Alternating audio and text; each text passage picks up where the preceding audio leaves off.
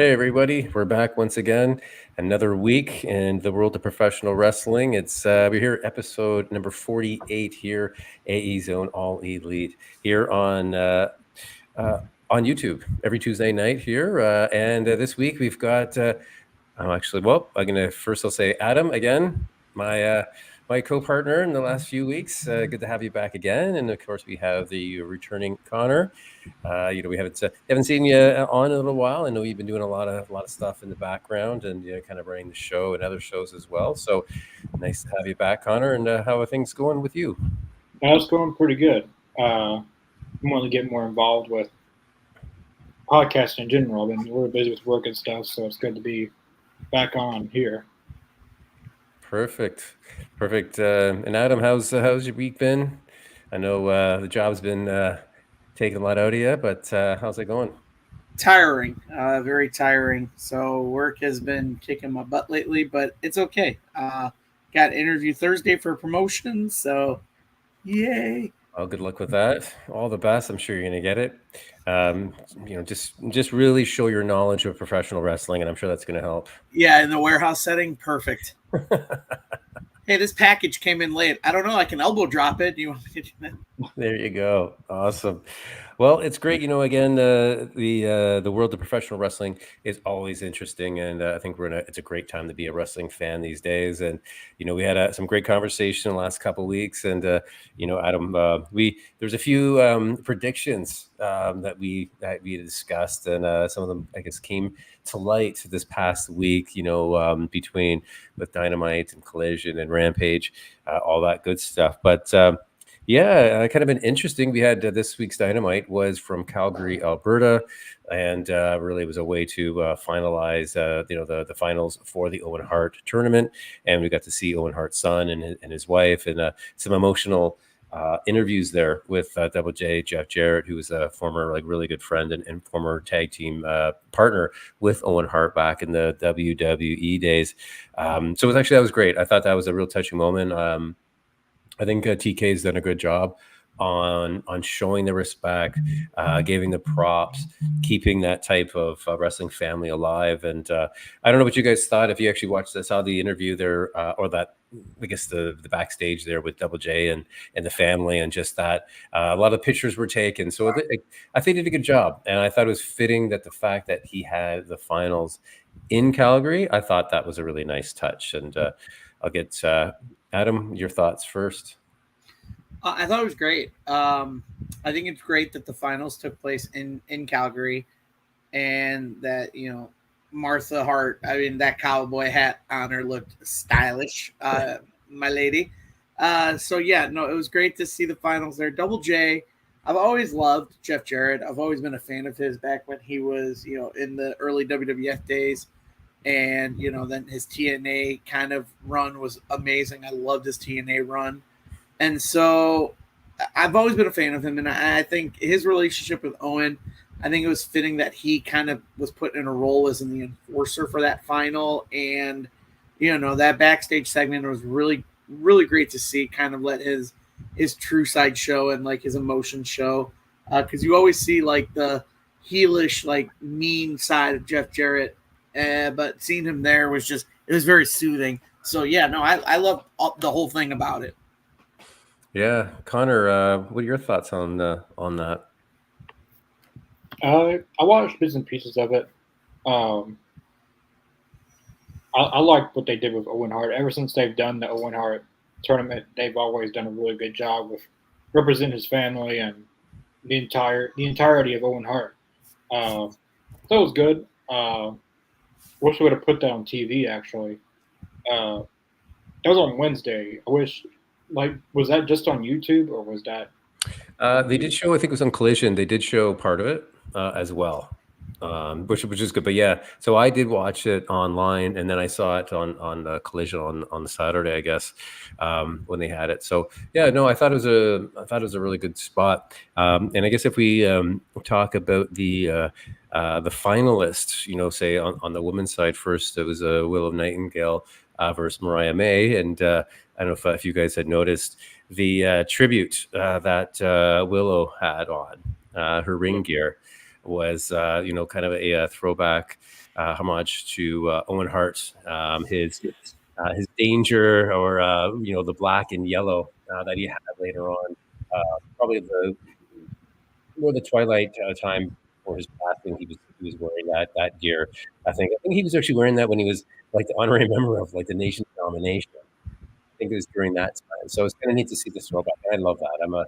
I love when wrestlers show kind of the respect to some of their heroes. I love when they do that, incorporate some aspects of like the legends gear into theirs. But with that, remind Adam, to your point last week, I said first of all, yep, I think Willow's going to win. And you're like, well, no, this would make sense that and I was like, yes, you're totally right, yes. And I flipped it. And I was like, what am I thinking? Of course, that is exactly what it's leading up to. And lo and behold, it was kind of an interesting. We thought again, you thought, and I agreed with you that that's what was going to happen, but I didn't expect it to be in such bloody fashion, the way it was. So, Adam, I'll let you kind of touch on that and your thoughts on this.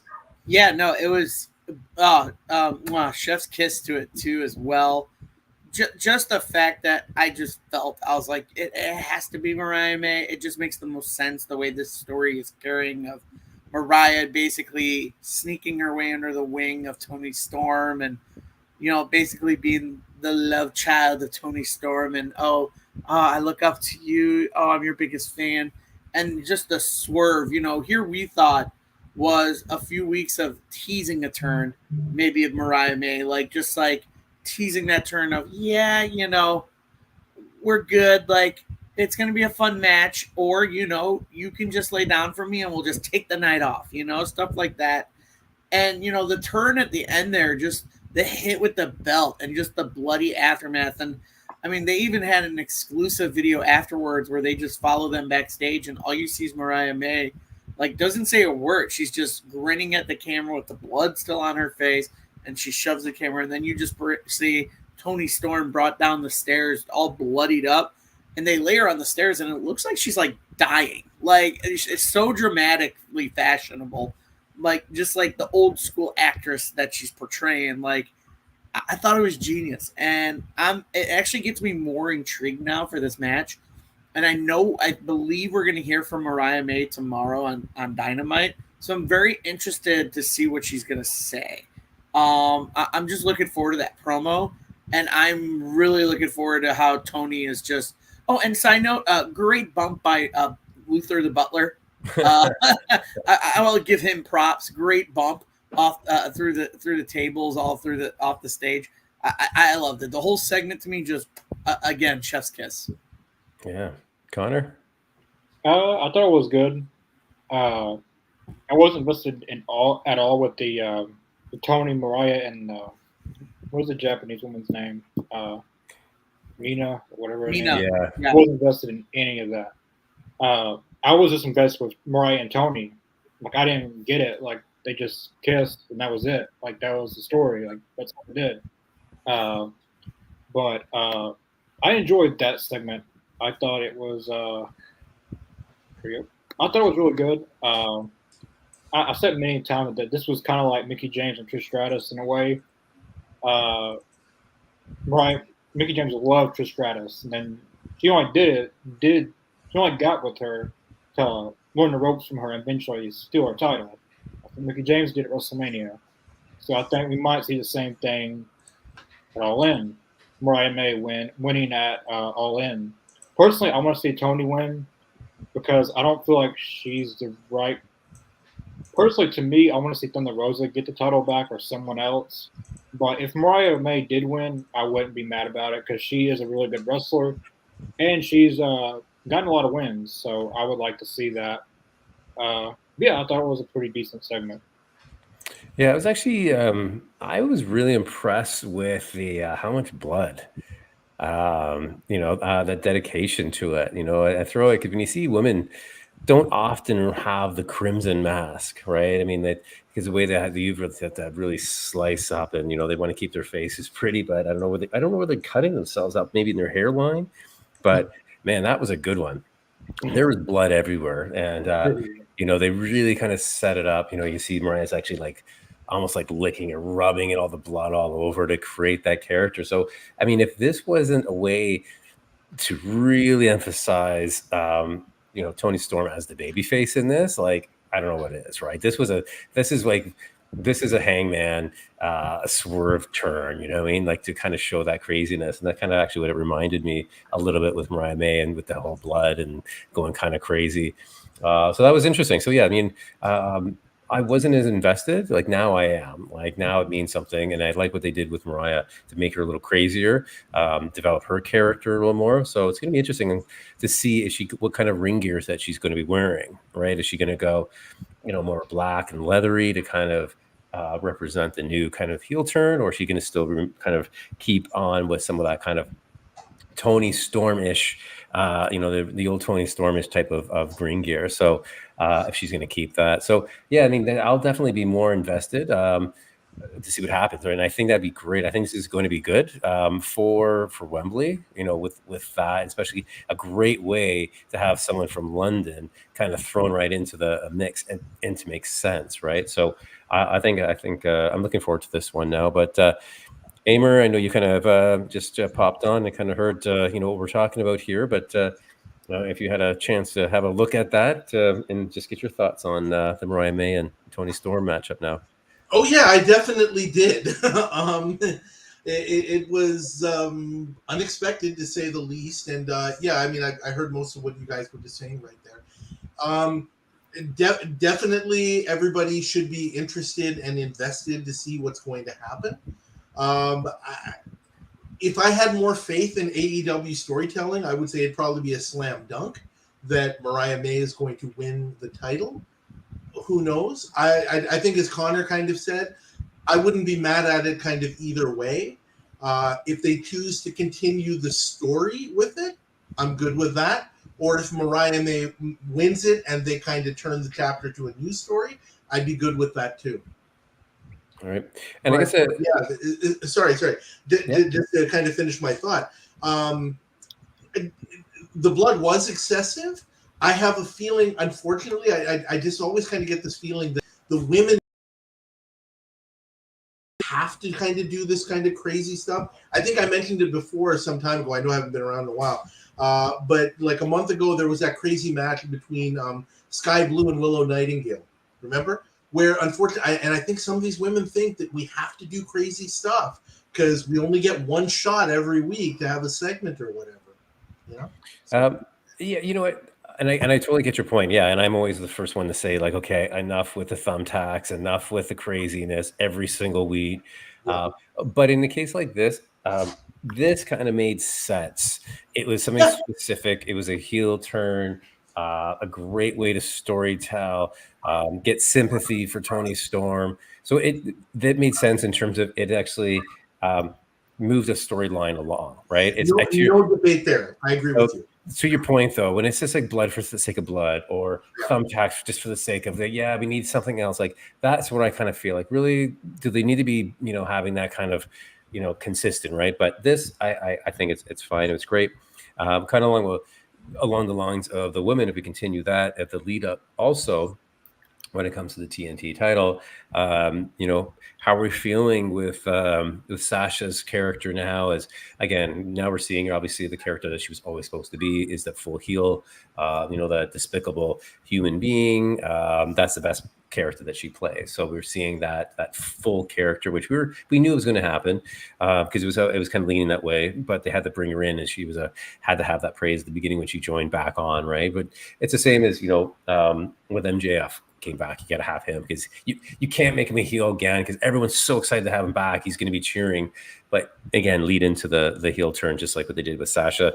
And I think it's a great pairing having Britt Baker come back. So and having that kind of matchup. And I know, Adam, we talked about it last week that a lot of people have been waiting for this matchup for a long time. So I think it's also great. So far, if it's leading up to there's two solid women's matches.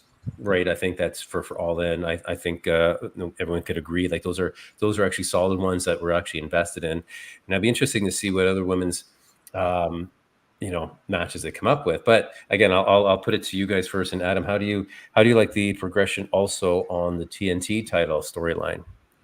TBS title, yes. TBS, right? TBS. Yeah. That's the problem. You have two titles with T's in them, and you're just like, oh crap, I'm getting them mixed up. And they're two networks, right? And the two networks, yeah. It's like, oh, great. But yeah, no, I love the build-up. I think Mercedes is great as a heel. Sasha worked great as a heel in WWE. I think she works great as a heel in AEW as Mercedes Moné.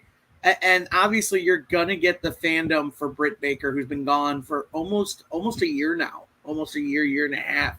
And I go back to not even last week, but the week before, when she came back with her little speech about having medical issues that almost pretty much ended her career. So it's like between her and Serena Deeb having all these medical issues that are almost like life-threatening, and then just to come back to do what they do, really speaks volume for the dedication and love these females have for the sport of professional wrestling. And I honestly think Britt looks in probably the best shape she's ever looked in a long time. I mean, her return, the first Dynamite she came back and you saw her abs, I was like, okay, she can beat the hell out of me. Well, holy hell. Like, she looks like she's been in the gym. And so I think it's great. It's going to be a really good matchup. And like you said, I'm very thrilled that they got two women's titles on the card. They'll have two women's card on the title on the card, because I think last year they just had the 4-way for the women's title. They didn't even have the TBS title defended last year. That's right. So they only had that 4-way. So I'm glad that we're going to have at least two big title matches, for the women on the card. And I'm truly excited to see where this match goes. I mean, and that's the thing. Do you pull the trigger and letting Britt run with the TBS title, even though Mercedes just won it? Or is this the whole thing of when Mercedes coming over and she's kind of in charge of her own booking? She's like, I want to make this a long feud with Britt, and eventually it'll pay off on Britt's behalf. So, I mean, I'm looking forward to see how this storytelling goes. Yeah. Connor, are you kind of invested in this storyline? Yes, this is probably the first Mercedes story in AEW that I've actually enjoyed. It's kind of weird that a lot of people's made her look good in AEW. The Forbidden Door match, Stephanie, I feel like she did better in Mercedes. Britt Baker, she hasn't really had anyone to go toe-to-toe with her on the mic since she's been in AEW. Willow did all right. You had Sky Blue, Julia is all right, but Britt Baker could go toe-to-toe with her. So she brought a little bit out of Mercedes that we haven't seen in AEW. She is better as a heel than a face. I still wish they would have went a different direction, as Tony's all about wins and losses, and then we give someone a belt first night, and then he bashes Jinder Mahal and all that. So can't say one thing another, but the story-wise, I am enjoying the Britt Baker, because as we said a few months ago, like when she debuted, she said that, and I hope Britt Baker brings this up in the storyline, because this is basically Team AEW versus outsiders, really, if you think about it. Mercedes said that she will be back in WWE one day. The day before she debuts in AEW, I want her to bring that up, and like you say that, you're here to make it global, but you're only here for yourself, or something like that. I feel that there's a lot of different ways I can go with this story. And I would say out of the two women's stories, they're both on par. And as Adam said, it's great to have two women's matches that have won. Last year, all we got was that Fatal 4-way, and that was it. So I'm glad we got two really good stories with the women and their title matches. So, I've really enjoyed the story, and I hope that even after All In, they continue this feud. I like to see this go into All Out, maybe. I don't know, because they got 2 weeks until All Out. A lot of people forget about that, but I've really enjoyed the story, and I hope they continue to keep it up. Right. Aimer. Yeah, I'm agreeing with most of what you guys are saying. Based on what I'm seeing, especially on the women's side, I don't know how meaningful heels and faces are in AEW at this point. I mean, we just talked about Tony and Mariah, but just to go back briefly, Mariah's in her hometown. She's gonna kind of get a face pop anyway, but now she's babyface Tony Storm. We'll see how that dynamic works out. Same with Mercedes and Britt. Obviously, Mercedes is the heel and Britt Baker is the face, and that's fine. I think that's a little bit better demarcated. But Mercedes is going to get some tears as well.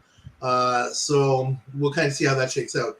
I think that this is very easily a story that they could make more personal, and I think Connor, you kind of alluded to that.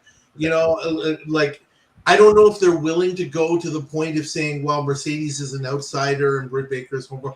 Maybe they will, maybe they won't. My concern though is that without, you know, for whatever reason, there are all sorts of reasons, without people in AEW generally being able to kind of like take direction and kind of say, okay, here's what we need you to do, instead of sort of being left to their own devices.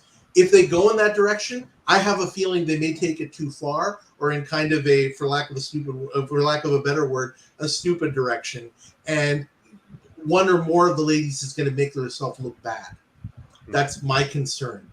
My other concern is, and I Britt is in fantastic shape. We already mentioned that. But being in good shape doesn't translate to being instantly good in the ring. She's got to work off a year of ring rust. And, you know, that's also going to be tough for her. I am interested in see how the story plays out. I just hope it plays out better than I expect. Yeah, I mean, we did see that. I mean, that was also when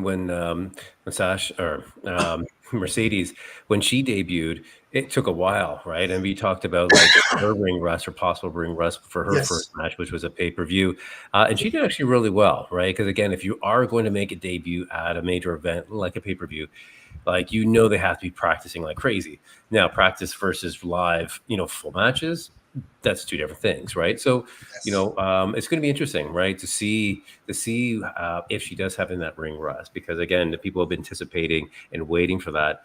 And if they're going to hold her over and have her debut as her first match at All In, right? Is that it, or are they planning to have her fight ahead of time on any other show? Nothing's been announced that I've seen.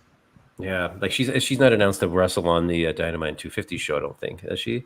Or are they just gonna keep her as a special? So that's gonna be interesting. But again, just to keep on with the women's side of things, you know, we saw this week that just Sky Blue has a new outfit back on her own. Just kind of, yeah, she's just kind of slowly and quietly left to the House of Black. You know, what do we think of this? Did we like the direction that she was going in, or do we, you know, is it beneficial that she goes off on her own and just kind of starts fresh? You know, and you know, what do we see? Do we feel that she's wasted? Was it a good storyline that they were building up there? So I'll get you some of your feedback first, Adam. Yeah, no, the look. I mean, again, it was. I don't know what the theme this week was like cowboy theme for both shows across the board. Which and makes so sense. Calgary, obviously. So like it was interesting look. I mean, she still has some of that dark, like mean side to her a little bit, because she didn't do the little, you know, tongue out and coming out. She just kind of glanced at the crowd walking out with her cowboy outfit. She still has some good ruthless moves in the ring. I mean, obviously she's kind of veered away from that darkness, because obviously Julia Hart's out right now. I think Julia Hart's still recuperating from that injury, not 100%. And so I think they need to do something with Sky. And I'm kind of upset they're kind of veering towards going back to her like cuter side and not keeping her in the dark, because I was actually thoroughly enjoying Dark Side Sky Blue. Mm-hmm. And actually, like, I would have loved if she changed her name, going to the dark side, like maybe like Sky Black, or, you know, Sky Gray. That's what I wanted. But that'd be too close to the singer Skylar Grey. So I'm like, okay, let's avoid that. But no, I honestly think it was great to see her. You know, she's still getting that ring, you know, those ring matches that she's getting. I mean, she's still a staple in the division, whether she's predominantly shown or not. She's being put into stuff that people watch. So I think there's still a little bit of support for Sky Blue, and I think we're all waiting. She's still young. I think we're all waiting to see her kind of get pulled the trigger on a title. So I mean, only time will tell. She's still young, and she's got a really good full career ahead of her. Right. Connor, how do you feel? Do you think we're going to still see a better utilization out of Sky Blue, or do you think that she's going to kind of fizzle out and kind of fall to the wayside like some of these other ladies that have come in and just kind of quietly, fell off? I like her new look. She did some to her hair, got a new hairstyle. She's got new tights, new. I think she should keep this gimmick. She's got to go a little bit over the edge. I'm trying to. Angelina loved Velvet Sky like heelish, not the character, but so really like she's so cute, but she hates the fans. I don't know if she has it in her. We haven't really seen much of her as a heel on the mic. We always seen her mouthpiece of Julia Hart. So I hope to have some plans with her. With 3 shows, I feel like just many times. One show per week, they need to have 2 women's matches. One week you have Dynamite 2 women's matches. One week you have Collision 2 women's matches. You rotate each week. They got so many women that aren't doing anything because it's only 1 match per show. I feel like someone like Sky Blue can develop having more matches and reps and stuff. Wrestling for the indies isn't the same thing as TV. I was at Collision. I didn't mention this at all. I was at Collision in Southaven with Chris. I don't know if you guys called this, but it was Claudio against Black Tarus. He was in TNA. He has got a new name now, but he ran right into the damn cameraman and nearly kills him because he's not familiar with working in American TV. It's not like the indies. Like working in American TV, like even when you're coming to the ramp, everything's different. But she knows what she's doing. I think she knows a little bit more than him to not literally attack the damn cameraman. But I like Sky Blue, and I hope that I have something for her. I like her look. New tights, new everything. If she can just get a new attitude, that would be good. I mean, I'm guessing the reason they're going away from the Julia Hart stuff is because Julia Hart might be out for longer than expected, and I mean they can't have Sky Blue just sitting there doing nothing for months, and however long she's going to be out, still got to do something. So I'm curious to see what they do with her, and I hope that they. I can see a TBS championship in her future if they keep on pushing her and building her character good. Yeah, no, I agree. I think there's some kind of championship in the future for Amer. What are your thoughts on Sky Blue?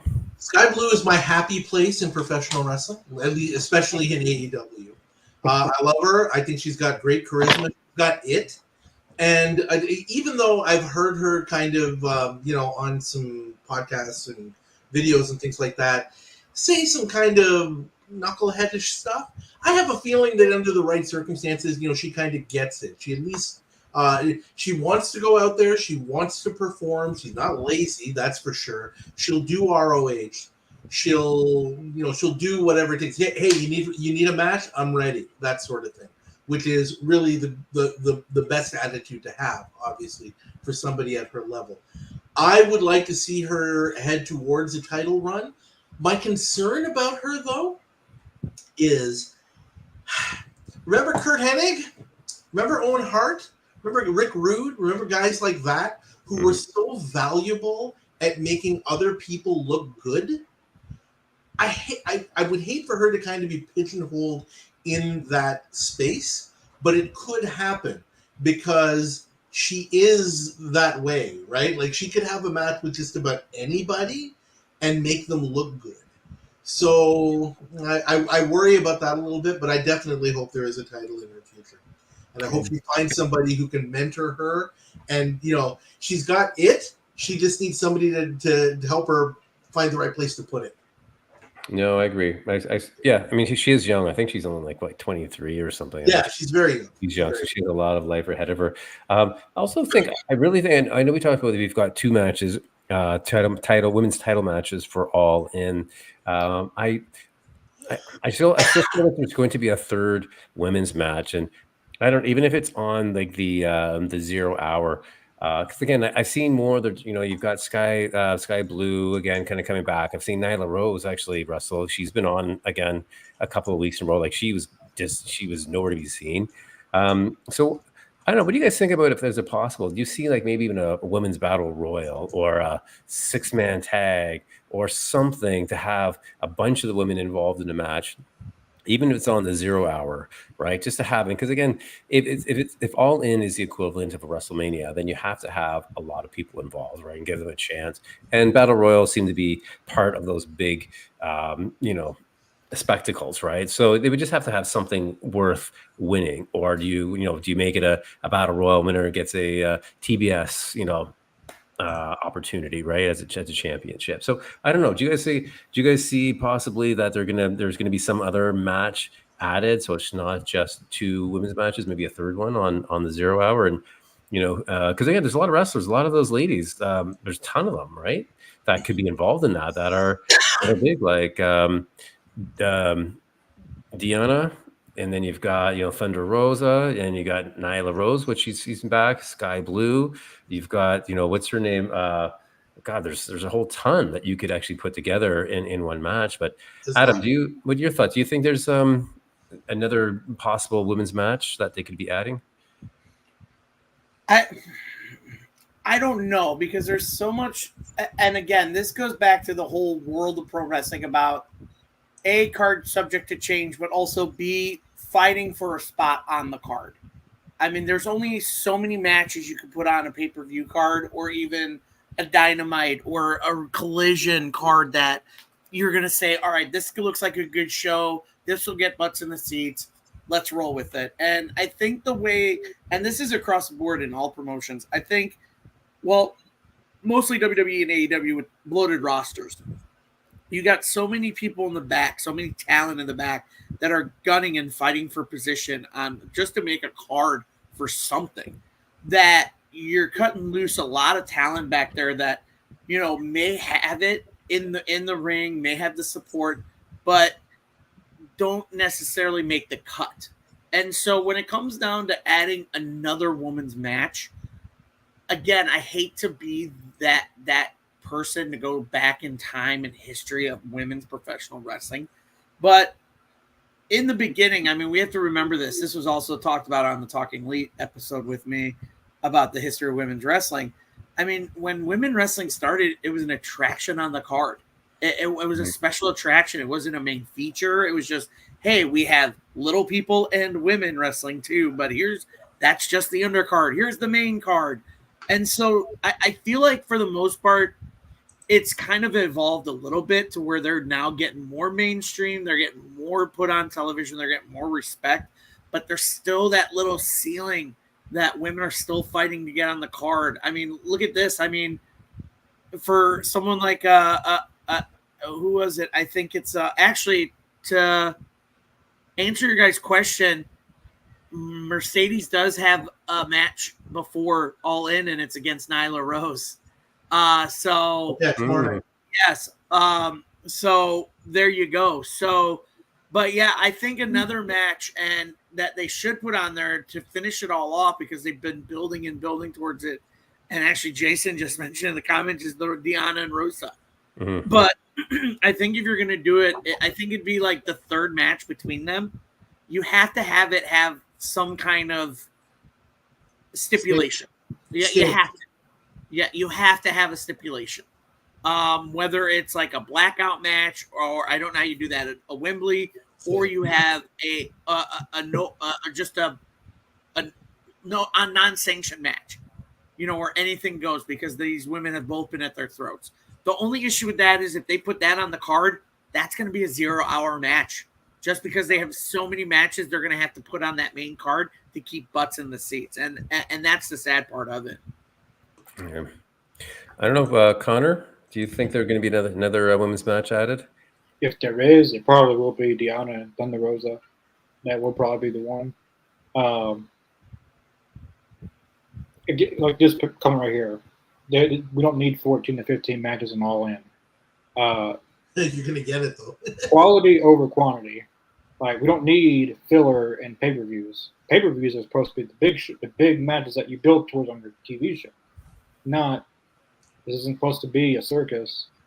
Well, pay-per-views are a circus. I guess it can be, but quality over quantity.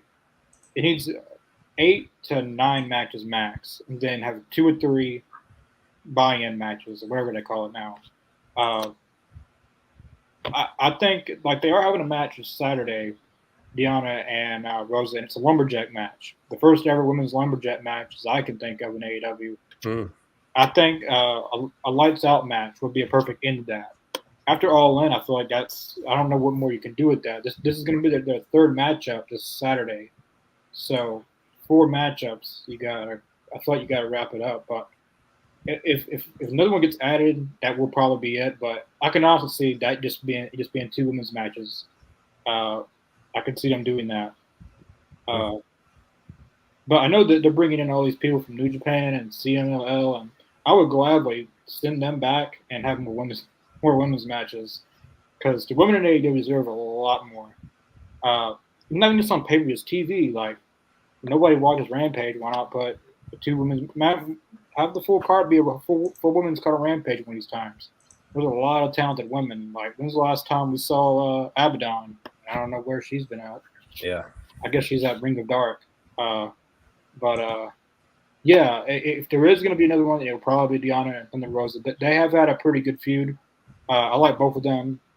So, yeah, that will probably be the Real quick before we get to Aimer, I do want to touch upon the whole matches thing on cards.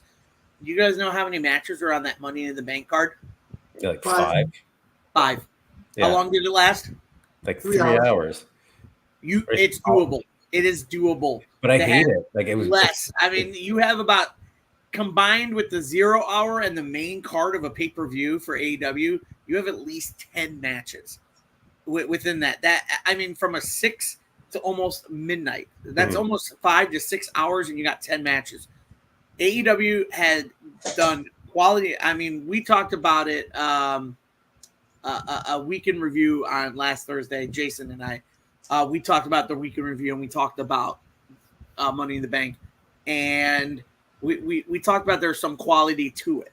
So it is doable that AEW can cut down on matches on pay-per-views, and start maybe if they, and like Kervin said in the comments, if you want to do more matches, start earlier. And that's fine. That's all I wanted to say about that. But just a point before we go on Hamer. Okay. What actually was annoying me is the fact that WWE is using this platform to throw in tons of advertising now between the matches. That's driving me crazy. And the fact that they've extended SummerSlam to like 2 nights. So you could have 10 matches over 2 nights so you can throw in double the amount of advertising. Like that stuff that bugs me, because now you're just gouging people for 2 nights, having gouging where you could do the 10 matches in 1 night and have one thing, like a big thing for SummerSlam should be 1 night, full card, not 2 nights. I think it's just a double dip. You're getting, and that's why they're starting to make great money from it. So I get why they're doing it, and they want to, and they're there to promote all their platforms. But the advertising between it is nuts. But I'll stop with that. And Aimer, I'll let you jump into whatever part you want to talk. Yeah. I mean, I'm agreeing with everything you guys are saying. There definitely needs to be quality over quantity, and I mean, the fundamental question that we were asking here at the topic was, are there going to be more women's matches? Should there be more women's matches? I would like to see some women's matches with stakes. There are 2 championship matches here. You could have a 0 hour, battle royal, whatever, be a little creative, and the winner gets a title shot. Like they just did it in freaking Money in the Bank. And what's wrong with that, right? That's what I'm going with. I think it requires a little bit of long-term planning and thinking, which sometimes seems to be a bit of a problem. But I wouldn't mind seeing that. During 0 hour, it would be a great way just before the main show starts to get it going, and you get all the ladies on the card. Yeah, no, I still think a battle royal with the winner. You remember like I did a battle royal and where Luchasaurus won it, and he had the contract, and he had that again. Have that. I mean, I totally agree. I think it's a great way to have all the women and then you can throw in all like the Japanese and some of the CMLL girls. That way you need 20 of them. That way it kind of showcases all of them. or if again you guys brought up a potential if it's going to be a Diana versus Thunder Rosa. Maybe if it is a say a lumberjack match, at least you could have the women out there still having some TV time, right? Because you have a bunch, you probably have to have like 12 women around the ring, so at least you're seeing all the faces, at least we're part of it. So I still think there's going to be something. There's just too many. There's just too many women not to do something. Again, I've always like it's getting too close and doesn't look like it's going to happen. But I mean, again, what I've been talking about and wanting for 6 months is a women tag team titles. And I thought for sure it'd be great to have the finals crown the first champions at All In. I think that would be awesome to have. There's 4 women right there for the finals that are involved and actually have a stipulation and have something that matters. So it's something brand new. You could have a couple of tournaments like a couple of weeks leading up to it. They haven't said anything, so I don't know if it's even a pipe dream. But again, I think it's a missed opportunity, and I think there's a lot of people that are looking for tag titles. We don't need another singles women's title. Tag titles is where it's at. You can utilize then a huge roster can start getting into making tag teams. And again, I know I've talked them like a broken record in that regard, but I just think it's a missed opportunity. So I don't know if you guys, what you guys think. I know, Adam, we've talked about it, about, women's titles, tag titles, whether it's time, do they need them over, say, a new singles title? The only problem I see with that is I don't want it to happen to what's happening in WWE with their women's titles. It's almost like their women's title is falling back into obscurity. Because right now their champions, Isla Dawn and Elba Phi, like, they're barely featured on TV, and they're your women's tag champions. They got a little bit of a feud going with Jade Cargill and Bianca Belair, but they're barely featured on TV as your champions. And I just don't want that to see if they're going to introduce those kind of titles to AEW. I don't want to see that happen to them, where they crown 2 women as champions. I mean, look at the trios titles. I mean, there's trios titles that are not predominantly like featured on a lot of things. I mean, finally we get the little storyline last week where, we don't do the Freebird rule, so sorry, you guys are stripped of your titles. Like, cool, now we got something going for the trios titles. But again, it fell into the obscurity and took a while for them to even get brought back into the big picture. So that's my only concern with the introduction of women's tag titles. I'll let you guys, either Connor or Amer, you want to jump in? What you think on tag titles? I would say that let's tell even Deanna said it recently. She said she would like to see women's titles get added, but there's got to be a long-term plan. Like, they don't need to put like, hey, let's just put Abaddon and Serenity as a tag team. Just put them in the just put titles in there.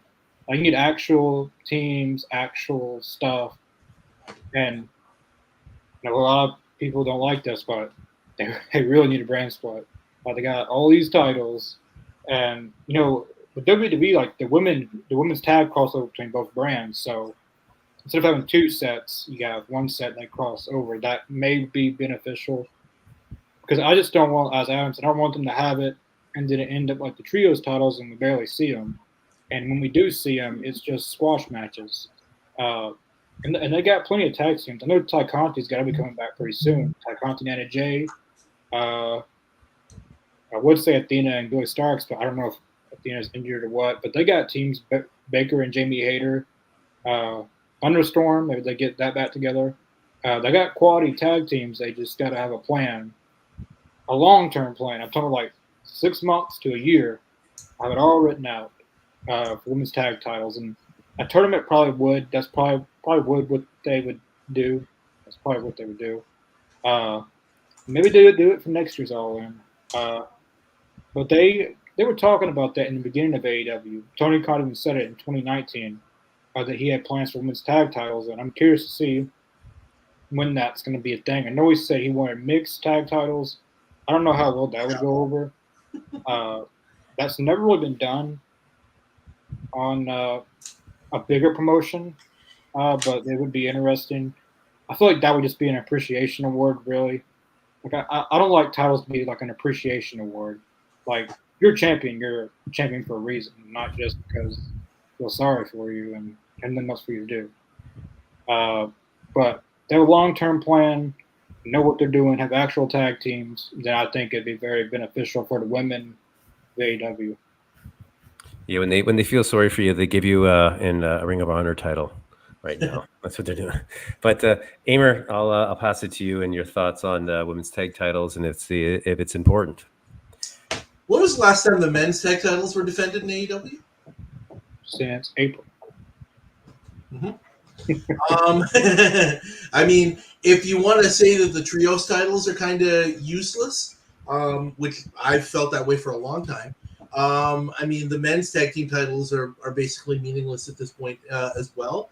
I don't think the women's tag, like, it would just be basically what we've outlined. It would just be, okay, here's an idea. I've actually had this conversation with somebody, I forget who it was, a little while ago. A title, a belt, whatever, it is a prop. I know people don't like using that word, but it should be a storytelling device. It should mean something. We talked about stakes, right? So the thing about it is having titles can either be a storytelling device, it can be a prop, a tool, or as happens more often than not just in AEW, certainly in WWE with the women's tag titles, it becomes a crutch. Oh, let's just give them a title. Yeah. Right? And it goes nowhere, right? It should be a storytelling device. Most simple example. When Hulk Hogan back 40 years ago, gosh, I'm old, had that title for 3 years, there was a story, right? Hulk Hogan was the American hero who was going to beat the bad guys, and that was the story. And having the belt on him made sense because it was a storytelling device. It was a tool, right? And in the same way, every title, every device, everything you do, every match should be a storytelling device to push things forward, or it should mean something. I don't see the women's tag title meaning anything, even if they do it in AEW. It would just be a thing. It'll be a thing for a few weeks, and we'll have some random teams because, you're right. Where are they going to get 6 months or a year of long-term storytelling? Right now, Tony, despite what anybody wants to say, is 100% focused on getting some sort of TV deal, which is not guaranteed. Don't kid yourself at any level right now. And that's a discussion for another time. But he doesn't have, there is not the brain power in AEW right now to worry about something like, hey, let's spend 6 months trying to figure out what to do with the women's tag division. They're just, no, you're trying, and it has to work. And TK, like to your point, TK has been notorious for that. He gets excited about something, and you see it for 3-4 weeks, and then it disappears, right? And I think that's a lot of frustration for a lot of fans because he's always about what's new and fresh and shiny, the shiny new stone, right? That's it there until it's worn out. But yeah, so it would be nice to see that. So I guess we'll see if that's even a plan or if that even comes to fruition. But again, Adam, you got to be proud. I know you're an advocate for women's wrestling, and we've talked for almost 50 minutes about that. So there you go. All right? Yeah, no, I appreciate that. Yeah, definitely. There's so much. I wish there was more to talk about when it comes to women's wrestling. These women are talented.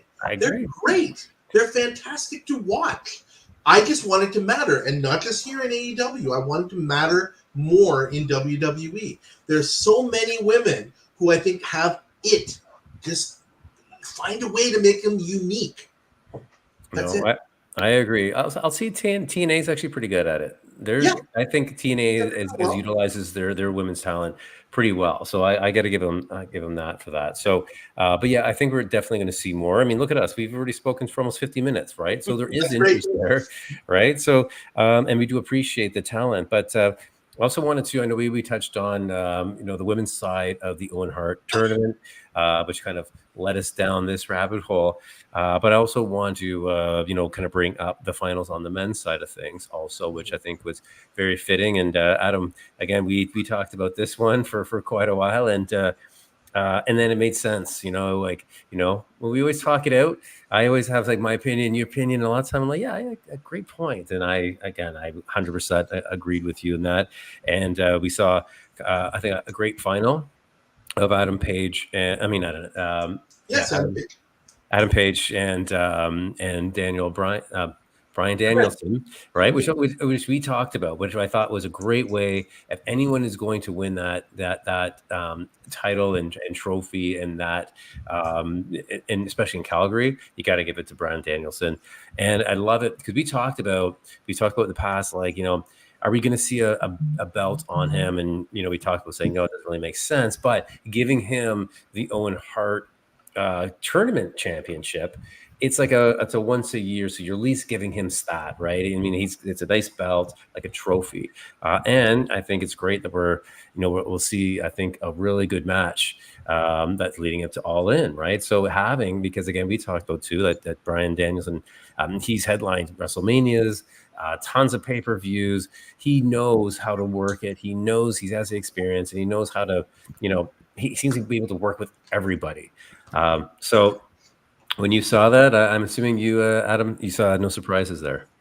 No, I was very happy the way it went. The match went exactly how I imagined it would go, where Page is just ruthless, hurting Danielson, trying to keep him down, trying to not get all entangled in his technical work and any like submission holds, anything like that.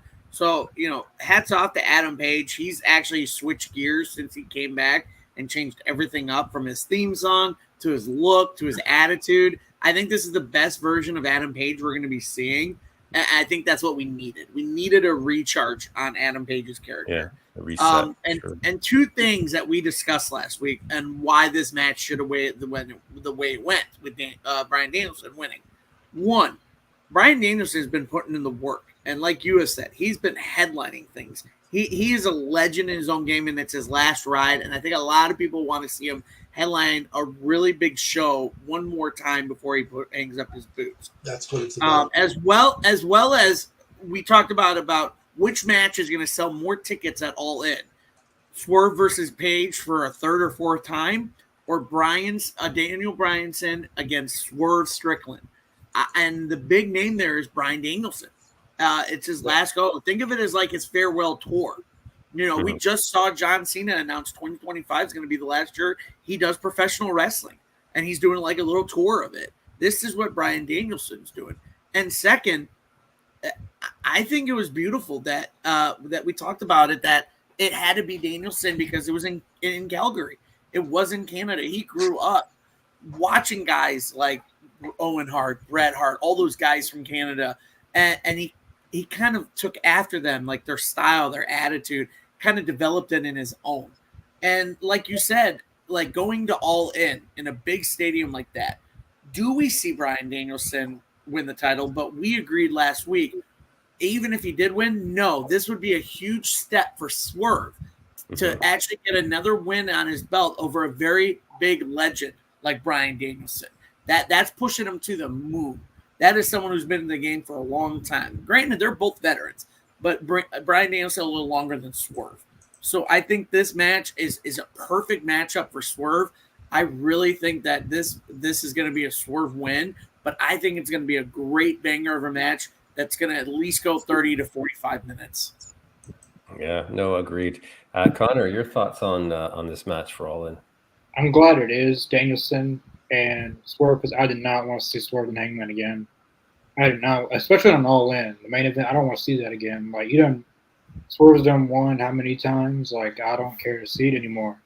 Bryan Danielson, him's fresh, never been done, and this is what I wanted to see. I wanted Bryan Danielson to win the whole tournament, and him going to Wembley. Now, who wins this match? The fan and Tony, Bryan Danielson's going to win. He wants Bryan Danielson to. He did it with CM Punk. Like, he wanted him to be champion at least once, and his career's winding down.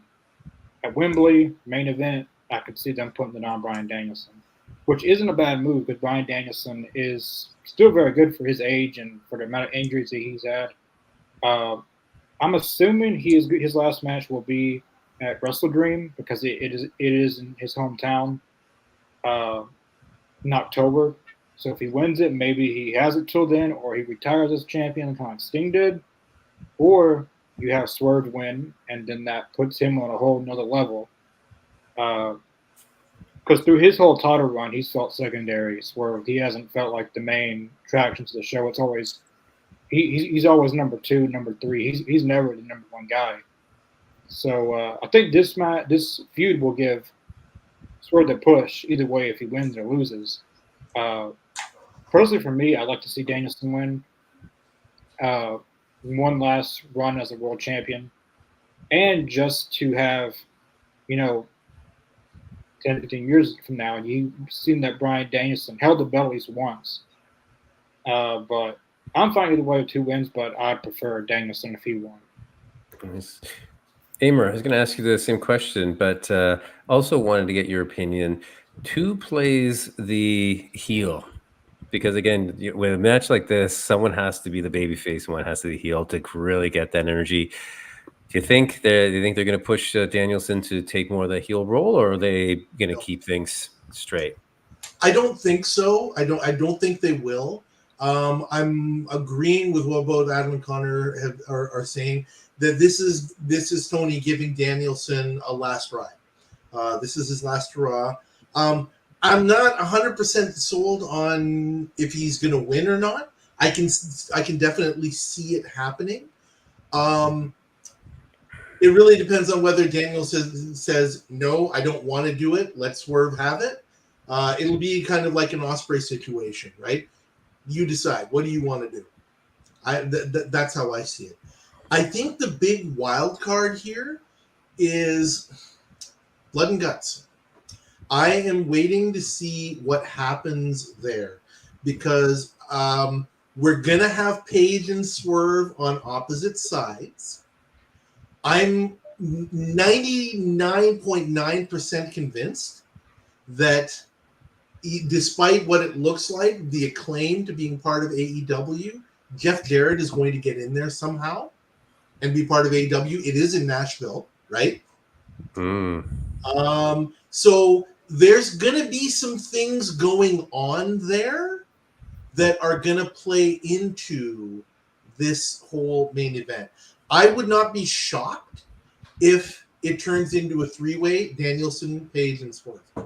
Wouldn't be shocked if that's what happens. Yeah, that could be a good point. And I think, I definitely think, as we talked about for Blood and Guts, and Adam and I definitely, based on everything that for sure they claimed, we're going to be involved in the Blood and Guts. And I think it's going to be the Acclaimed versus the Young Bucks for the titles at All In. That we have. So it'll be interesting. Interesting name to put in for Blood and Guts. As an option to put Jeff Jarrett. Maybe, and that to me makes more sense now after seeing the push that Jeff had, being in the Owen Hart tournament, having that interview time, being the enforcer, the ref, kind of for that. So kind of giving him that, creating a bit of that baby face feel. So it makes sense if he was, to your point, part of a team AEW, that it makes sense. If this didn't happen, I would have said, like, why? That doesn't make sense. Why? You're just throwing him for what reason? But I feel like it's kind of built it up to it that it makes sense. Yeah, because look, let's call a spade a spade. Guys like Edge, Christian, I'll still call him Edge, Christian, Jericho, Jeff Jarrett, all these guys, they know how to create a story for their own characters, right? And that's what Jeff Jarrett has done here. I think there's no doubt in my mind that this is a story he wants to tell, because he's like, hey, Tony, let's do this, and I'll help get Adam Page over, and we'll build it all in and all of that, right? I mean, does it show a tremendous vision in terms of creative? That's subjective. But I'm pretty sure that that's how we got to where we are right now. So now, to say, so what happens with Hangman going into All In? We've seen it. He's part of this. If we see the Swerve is already taken, who do we see as the potential? Because I don't think I think he is going to be involved. He's got, like we've all kind of alluded to, his new attitude, and his mustache is meaner than ever.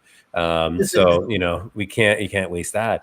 Who could you possibly see? And again, I know, Amer, to your point, that Blood and Guts could be setting some things up.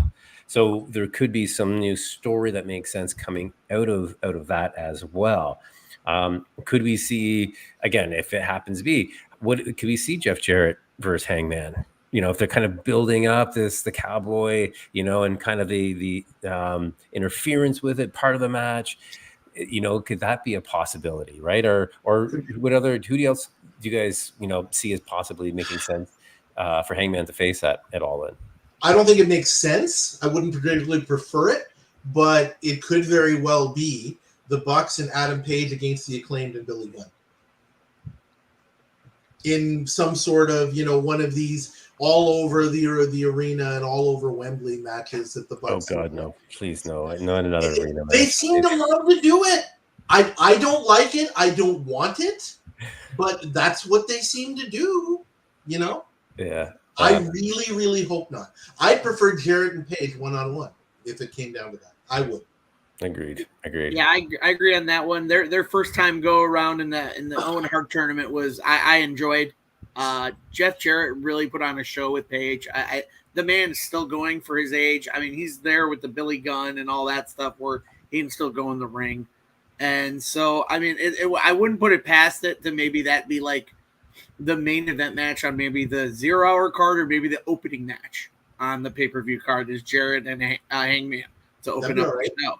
I mean, it'll be fine. I mean, it's a good start. You get, Jeff Jarrett coming out as a face for the first time in a long time with his guitar. But when he turns the guitar around, it's the flag of the UK. I mean, there you go. You get a huge pop right there carrying out the UK flag on your guitar, And so, because that crowd is going to boo the hell out of Hangman. Hangman going forward is going to be a heel, and he works better as a heel. Mm-hmm. I didn't think his face run was that great. It just didn't do it for me. And so, but I do see it as after All In, like you guys were saying about he's going to get involved in that world title match.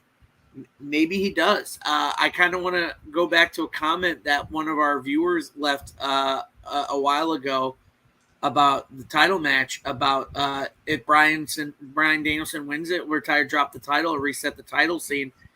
I surprisingly wouldn't be surprised if that happened. A la Sting. Sting retired as a tag champ. I mean, I wouldn't be surprised if Bryan Danielson retires as the world champ and says, all right, time for a tournament to crown a new champ. So I wouldn't put it past Tony.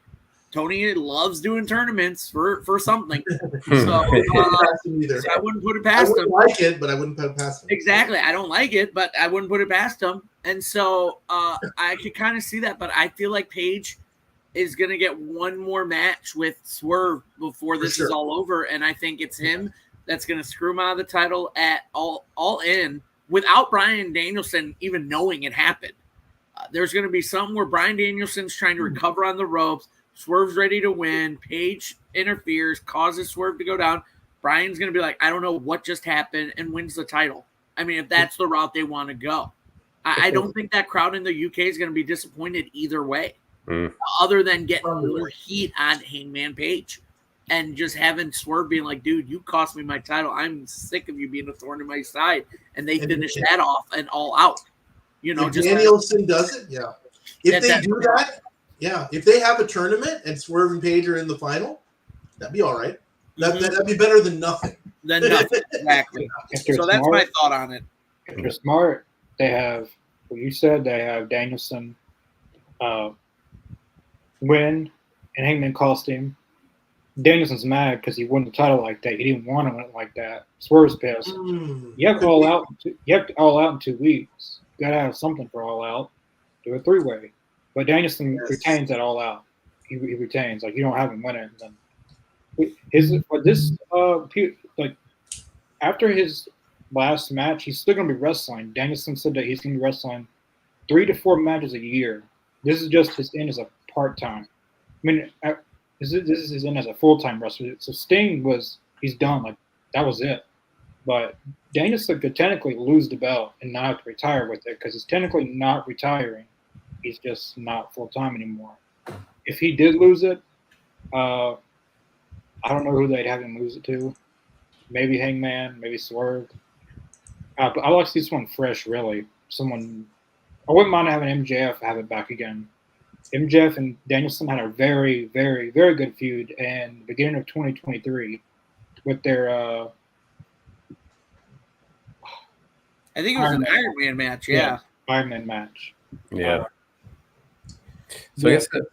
So I guess one of the last topic as we've kind of hit the hour here, that where we are approaching, we've got Dynamite 250 that's coming up, and I think in 4 more episodes, we've got AEW as long as WCW had their Nitro run. So that's kind of interesting how you're seeing kind of the parallels of the longevity of the promotions.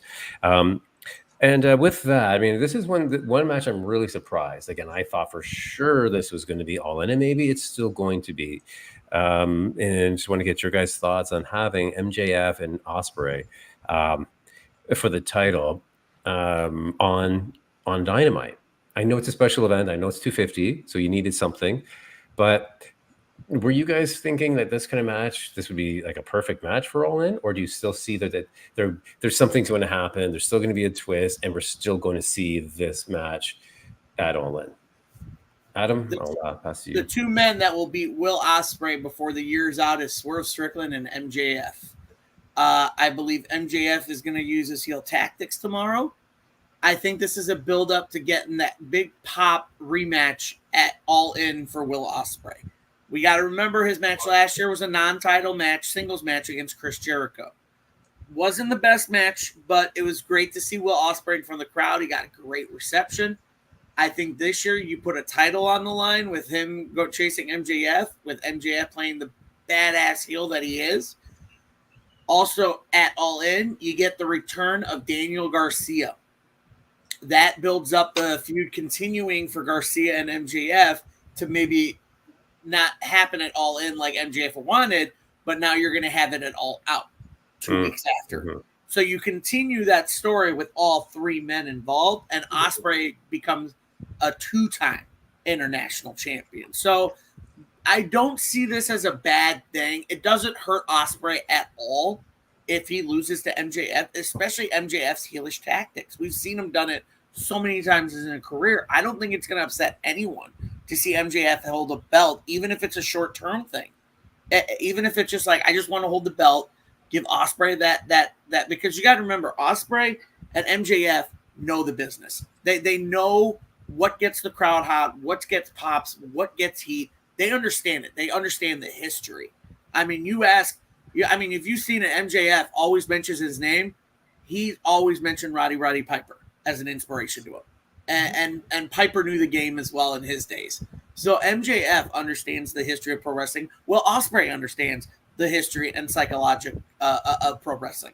I think this feud between these two is just that build to do that All In of a rematch after obviously MJF heel tactic wins the title on 250. Then at All In, you see MJF. Oh God, he's about to win again with heel. Nope, Daniel Garcia is back to distract him long enough for Ospreay to hit Hidden Blade and get that title back. Then you move on to Garcia and MJF at All Out. Amer, what's your take on this? I like it. I was thinking something very, very similar because I do definitely agree with Adam that these are 2 guys who actually do get it, right? Whereas several people may not get it quite as much. I like the way that you've laid it out. I think that's pretty much the sort of thing that I would do. Why they're obviously doing this match tomorrow night to try and get ratings because, again, hate to harp on it, but that's really the overriding concern. They've got to try and salvage some kind of TV deal here, and so that's why they're going to put on that big match. I'm worried that Garcia will come and interfere in that match tomorrow, which I think would be too soon. I definitely would like it. There should be a build. If it's up to MJF and Ospreay, I'm sure that they're going to say, no. We've got to build this towards All In. And I certainly hope that that's how it happens. When Garcia gets involved, I definitely like what Adam says. That'll remain to be seen. Yeah, Connor, your opinion, what are we going to see? And are we going to get a clear-cut winner, new champion? And are we going to see a match of this sort at the All In as well? Hopefully they do it the way Adam said, but my gut feeling is that Garcia returns tomorrow night, causes MJF. I'm going to get MJF and Garcia at All In. I don't want to see that at all. I'm worried about that too. I don't want to see that at all. Like I like Garcia. He's a good wrestler, but for All In, this is like your WrestleMania. This is your biggest show of the year. Garcia and MJF is not a big match. Last year, MJF was your main event. He was the world champion. He is the longest reigning world champion AEW has ever had. He needs to be in a big match. He's really the only star that company has in terms of like drawing. Yep. MJF and Ospreay is big money match. Same with Danielson and Swerve. That was the bigger money match. You got to go with what's gonna. They're already guaranteed thousands of people there, but you got to put effort into that. You can't just. I'd rather them do MJF and Garcia at All Out because you got to have a plan for All Out. Like that's 2 weeks away. You can't just. I don't want to see All Out like last year, and they just threw stuff together. It didn't make sense. None of it was good. But now they got a chance. It's 2 weeks in advance. Last year it was the next weekend. Yeah. Now they got 2 weeks. So MJF Garcia is perfect. At All Out, not All In. I want to see. I would rather see MJF cheat tomorrow night, win, and I feel like Ospreay going into All In Wembley, fighting for a champion, trying to win it, would be a bigger ovation than going into it. He's the hometown hero, you know. Last year when it's Jericho won, I feel like that would be the bigger moment if you're willing to capture a moment. And MJF, he's only won the world title. It'd be nice to see him with a different title, even if it's for a short term. But I like that better. But we'll see. It's going to be interesting. My mom is actually going to it tomorrow. Yeah. My brother. So I'm not going. If I could get off work, I would. But I'm curious to see what's going to happen tomorrow night. Yeah, no, it's good. You know what? And I know tomorrow night's probably going to shed a lot more insight to a lot of these potential storylines. You know, as we always predict. So it'll be interesting to see what if any come true tomorrow on Dynamite, and also what Rampage, where they're going to use in Collision, right? So I think there's a lot of good time here to build some storylines. They've got a lot of big events, right? You got the Dynamite 250, you got Blood and Guts, and then you're right into All In, and then 2 weeks after that, you got All Out. So there's a lot of opportunity to tell a lot of story pretty quickly and get things developed. So it's going to be really interesting. So, you know, when we, come back next week and see if any of our predictions have come true. But, gentlemen, before we sign off for the night, I know I just wanted to get some insight, or, you know, I know you guys have your things on, Wednesdays and Thursday nights here. And Connor, are you doing your live Dynamite reaction tomorrow night? I won't be here, but Mr. Jacobs will be taking over tomorrow night. I have some obligations to attend to, unfortunately, that I don't want to be part of. But I don't want to throw anyone under the bus. But Mr. Jacobs will be taking over. I'm assuming Chris will be on. And, we'll be live for Dynamite tomorrow night, talking on Thursday. I also want to show some of the comments. We got a lot of comments. Yeah, we did. Great, yeah. Sorry, someone at the door. Lights out match. That probably will be the best. Tony. What's that? 15 minutes. Okay. Yep. You're right, Kevin. Almost another win. Well, Tony and Rosa, Billy, and Athena, Conti and Anna Jay. Rhea, and she was always a tag team. And then we always had Britt Baker, and she was tag teams with Jamie Hayter, which again, we're gonna see Jamie Hayter, right? You got Mercedes All In. You got to see her return it All In. Yeah. Mercedes right after Mariah May beats Tony Storm, or Tony Storm beats Mariah May, and Mariah May is beating down Tony Storm, and here comes Jamie Hayter. She might make an appearance. I have a feeling she'll make an appearance, at least. I do as well. I wondered that myself. Yeah. The only way AEW can do these tag belts, they have unique brands. That would probably be the best way, but do it in a way that it's across both brands. Kind of like WWE does it. Yeah. It's harder to just have one set of tag titles instead of two. No one was that right. They don't. Yeah. I wish they did. I agree. I like Private Party. They were one of my favorites since day one. Yeah. I like the reason. Nobody cares. That's the thing. They don't make it meaningful. They really don't. And it's tough. Tag teams are, as we're going through these, having a tag team division is not easy. You have to devote a lot of time to it and a lot of personnel to it, right? And if the matches aren't so great, then people are going to be like, oh, why do we have this? So yeah, it's you're damned if you do, you're damned if you don't. So Yeah, no, these are great comments from everybody, and that's always appreciated. These are great. I see money. This is the main one I sent. That was the way they do that with women. One goes to Collision, one goes Dynamite, and then you have a draft every year, and you switch things up. And if you have the tag that go between both brands, you have something else for the women to do. Yeah, I made a comment on that, and it never went through. But I said TBS title stays on Dynamite, and the women's world title goes to Collision. Yeah. But I do agree that the tag titles, because there's not enough, that they should float back and forth if they're going to do it, because there's just not enough women's tag teams per show to have it. The singles titles, I totally get to keep it on the shows because there's enough right there. But again, like you guys were saying as well, when WWE brought them in, they were kind of circling around all the shows, which I think that's what it should be. So, which is great. Hey, awesome. That's a great amount of comments. So thanks everybody for contributing, and really appreciate it. And Adam, I know are you doing your Thursday night? So Thursday night, and tentative right now. We had to reschedule it. As of right now, I think it's still good right now. If anything else changes, but Thursday, for the first time ever on Talking Elite, we'll be having a sit-down interview with former WWE Women's Champion and former TNA Knockout Champion Victoria, aka Tara, will be on our show on Thursday. So make sure you guys tune in for that. It's going to be really awesome. I'm very happy we finally got another female wrestler on the show. Obviously, you guys know how much I advocate for female wrestling. So I'm going to do my best to be there. That'll be great. Well, Adam, you can let them know we just did 15 minutes on women's wrestling alone this past week. Right? It's not a lie. It's no lie. She'll love that. When we're like, oh, we talked 15 minutes on our one show about women's wrestling. Absolutely. No, that's awesome. And you know what, gentlemen, great chat again, great insight, great predictions, and looking forward to for another week of professional wrestling. Again, I always say it's a great time to be a wrestling fan. There's more than enough wrestling to go around to satisfy everyone's appetite from my perspective. But, Aimer, Adam, Connor, it was a pleasure.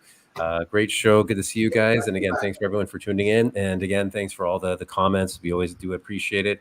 Please like and subscribe if you haven't already, and please tell your family and friends to come check us out every Tuesday night here on YouTube, All Elite Zone. Take care, everybody, and all for a week. We'll see you again. Thank you.